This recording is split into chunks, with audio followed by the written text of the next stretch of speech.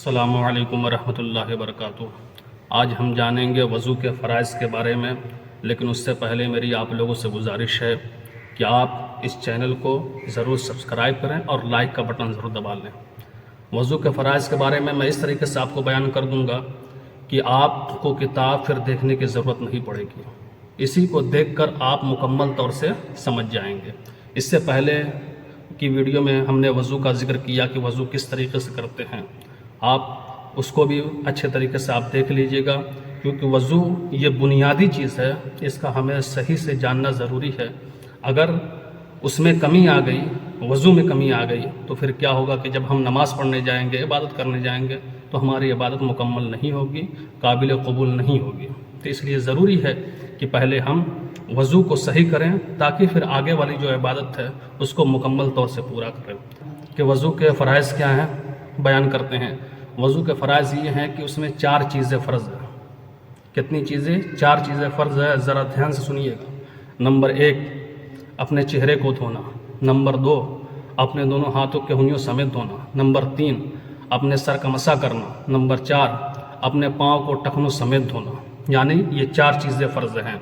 اب اس کو تفصیل سے تھوڑا سمجھ لیتے ہیں۔ تفصیل سے کیا ہے کہ بال کے اگنے کی جگہ سے، یعنی پیشانی کے بال کے اگنے کی جگہ سے ٹوڈی کے نیچے تک، تھوڑی کے نیچے تک، ایک کان کی لو سے دوسری کان کی لو تک، یعنی مکمل طور سے بھیگ جائے، کہیں بھی ایک بال کے برابر بھی سوکھا نہ ہو، ورنہ آپ کا وضو مکمل نہیں ہوگا۔ اس کے بعد دونوں ہاتھوں کی کہنیوں سمیت آپ دھلیں گے، کہنیوں سمیت آپ دھلیں گے، اور جب یہ دھلیں اس میں بھی کہیں سوکھا، ایک بال کے برابر بھی سوکھا نہ پایا جائے۔ اپنے سر کا مسح کریں گے، اپنے ہتھیلی کو اچھے طریقے سے تر کر لیں، اور چوتھائی سر کا مسح کریں، یعنی چوتھائی میں سے ایک حصہ بھی اگر پایا گیا اچھے طریقے سے تو آپ کا فرض ادا ہو گیا۔ اور چوتھا جو ہے، دونوں پاؤں کو ٹخنوں سمیت دھلیں گے۔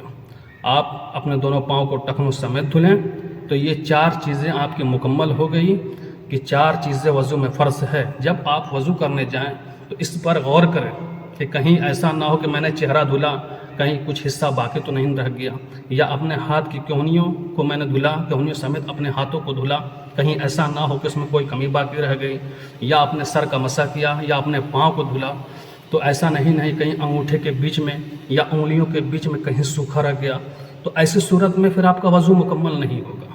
تو اس پر دھیان دینا ضروری ہے، یہ بنیادی چیز ہے۔ اگر ہم اس پر دھیان نہیں دیں گے، اسی طریقے سے وضو کر کے ہم نماز پڑھنے کے لیے جائیں گے، تو پھر ہماری نماز نہیں ہوگی۔ اس پر غور کرنے کی جگہ ہے، غور کرنے کا مقام ہے۔ عزیزان ملت اسلامیہ، ہم نے بیان کیا وضو کے فرائض کے بارے میں۔ اب انشاءاللہ اگلی مرتبہ ہم آپ کو نماز کا طریقہ اور نماز کے فرائض اگلے ویڈیو میں بیان کریں گے۔ استغفر اللہ رب من کل ذنب واتوب علیہ، وآخر دعوانا الحمدللہ رب العالمین۔ اس چینل کو سبسکرائب ضرور کیجیے گا محترم حضرات۔